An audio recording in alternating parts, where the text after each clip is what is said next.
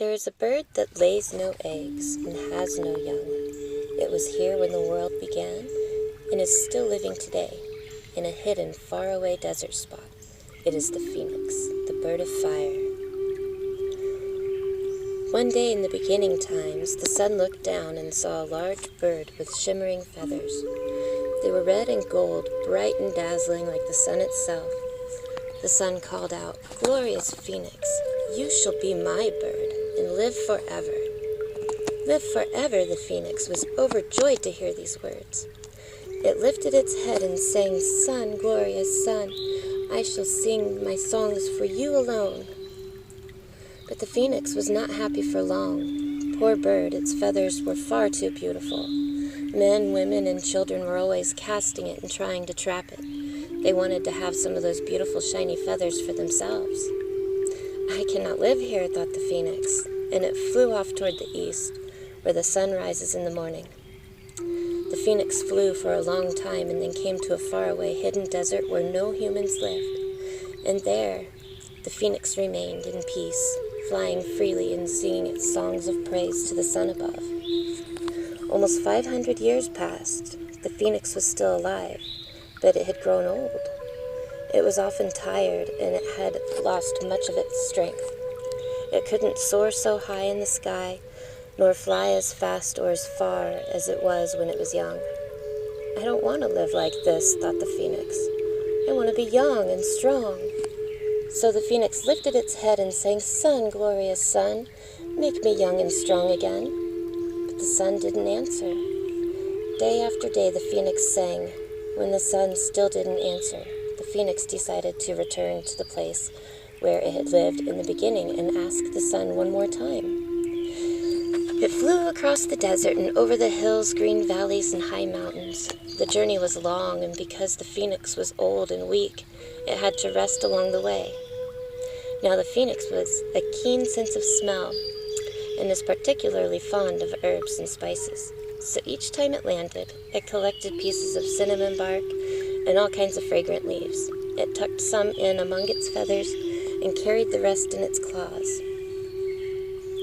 When at last the bird came to the place that had been its home once, it landed on a tall palm tree growing high on a mountainside.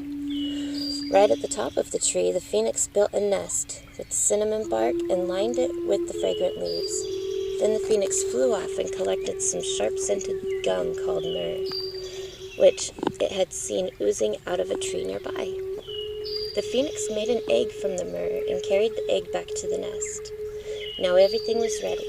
The phoenix sat down in its nest, lifted his head, and sang, "Sun, glorious sun, make me young and strong again." This time the sun heard the song. Swiftly it chased the clouds from the sky and stilled the winds and shone down on the mountainside with all its power. The animals, the snakes, the lizards, and every other bird from the sun's fierce rays hid in caves and holes under shady rocks and trees. Only the phoenix sat upon its nest and let the sun rays beat down upon it beautifully shiny feathers. Suddenly there was a flash of light, flames leaped out of the nest, and the phoenix became a big round blaze of fire. After a while the flames died down. The tree was not burnt, nor was the nest, but the phoenix was gone. In the nest was a heap of silvery gray ash. The ash began to tremble slowly and heave itself upward. From under the ash rose up a young phoenix. It was small and looked sort of crumpled, but it stretched its neck and lifted its wings and flapped them. Moment by moment it grew until it was the same size as the old phoenix.